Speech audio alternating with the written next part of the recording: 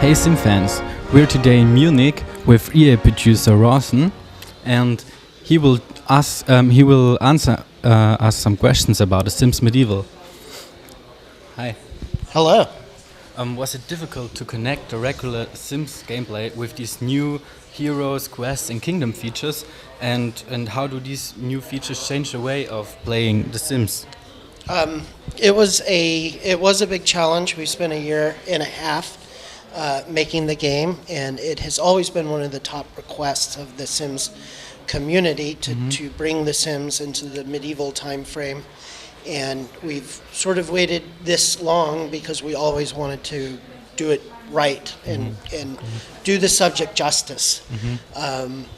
One of the things that's different in The Sims Medieval from previous Sims games is, previous Sims games have all been about creating and controlling modern people in a modern world, and The Sims Medieval is about creating and controlling medieval people in a medieval world. But more than that, the game is about heroes and going on quests and building and creating a kingdom as you go along. So while it's still a Sims game, it is a Sims game set in medieval times, and there's a whole new aspect of the whole medieval world and storytelling and quests that is added on top of it. And that's been the biggest challenge. Okay. Can you give us some examples of these quests? One example is, one of my favorites is, there are evil, bloodthirsty chinchillas that are taking over the kingdom, and there are different ways to combat them. So one of the ways you can do that is if you are the monarch, a king or a queen, or you're controlling the king or queen of the land, you could prove your bravery and your worthiness in battle by going out on a great chinchilla hunt. In that case, you would have wanted to have built up your sword fighting skills, and so that you're not just going out and into going unprepared into fighting the chinchillas. Okay. What kind of transport possibilities will be in the game? So the fans often ask about horses. Are there horses in the game? There are evil chinchillas. There are no horses in the game.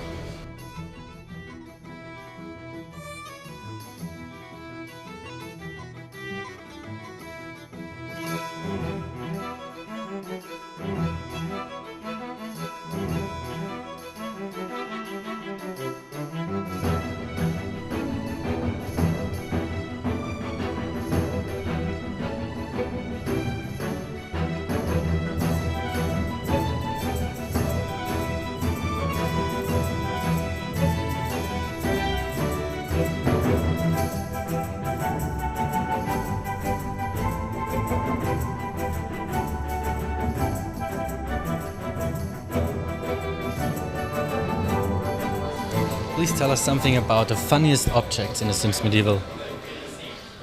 Funniest object, actually, I really like, there is a sword fighting dummy. Okay. So it's a practice dummy, but there are a couple different ones. But it's actually kind of funny just because each hero character fights with that sword fighting dummy differently, and they can spend a lot of time just hacking away at this thing, and sometimes that dummy bounces back and gets them, which is funny. The fans also often ask for the magical stuff of the wizard and so on. Please tell us something about the magic features. There are, we have, one of the things that is different is that we have a wizard character. So there are 10 different characters, hero characters in the game. And they're not all just royalty. So you have, for instance, your monarch, and you may have a knight and a spy, and one of the ones is a wizard. And Each of those hero characters, you can level up as time goes on. So they are. So over time, that wizard, a level 1 wizard won't be able to do as much as a level 10 wizard. Do you know what exactly a wizard can do? Some spells or what? Yeah, there are. Gosh, I'm trying to think of a good one. They've changed some of them recently. Let me get back with you. Let me get back with you on that. Okay. How deep can the player interact with the world and the Sims? And can the player, for example, choose the combat moves in if the Night Sims fight against each other, or how deep can the player control the world around him? Yeah. As you complete quests, you will get kingdom points, and kingdom points you can use to add new buildings. So a new blacksmith or a new medical office or a physician's office. I guess it was more of a bloodletting office, and like the wizard tower, different ones like that. And as you get the kingdom points, you can unlock these buildings and you put them in, and that's how you build your kingdom. You can also, as time goes on, create just this full kingdom and establish relations with different neighboring kingdoms and expand your kingdom that way. Where do the Sims get their food from? There's no supermarket, I think. Or you can fish. You can go to a neighboring village and buy stuff. Early on in the game when I was playing it, I played, and the game was still in development. I played for days, and my character was just eating gruel all the time till I finished some quests and made, got enough that I could go out and buy some real food besides just gruel. There are like different recipes and things that you can cook based on. You could also forage for items from the forest and from the grasslands. You can get stuff at a neighboring village. You can trade with other nations. You can fish on your own. Okay. Where can the Sims have woohoo in Sims Medieval? I'm sorry? Where can the Sims have woohoo? They did have beds in the Middle Ages. Okay. So there are middle-aged beds. Okay. Well, in the Sims 3 expansion packs, there were special places like in the elevator or yes. hot tub. Well, I've only been successful at the woohoo in medieval beds. Okay. What weird creatures will we see in the game? There is a besides the aforementioned evil chinchillas, there is a in the town square. There's the Pit of Judgment, and in the Pit of Judgment you have this huge meat-eating beast, and you can throw people into the Pit of Judgment to meet up with to battle and usually lose to the beast. You yourself could fight the beast.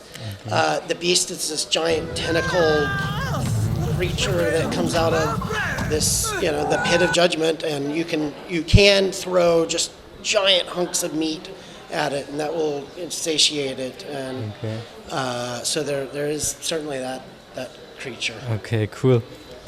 What kinds of deaths are included in this game? Well, there's there's a whole new aspect of The Sims Medieval is sword fighting. So there are sword fights, and death can arrive from sword fights. That's a very key one. Okay, another death. Death by the Pit of Judgment beast. Okay, yeah. Um, will there be cheat possibilities? I imagine so. Cheat codes? Yes. Kingdom I don't- points? I don't know. Okay. I would will- tell you, but I would have to kill you. Will fans get a movie making mode like in The Sims 3 for their own videos? I don't know. Don't know? I'll find out. We will see. Rachel Bernstein, Yes. yeah, a senior producer, said at Gamescom every time The Sims Medieval base game. So the question is, are there expansion packs in planning? Or? Everyone is so focused on getting this game out. They're working day and night just to get this game out. They're not thinking too far ahead. So, Okay. I would love there to be stuff, but right now everyone is just focused on getting this game out.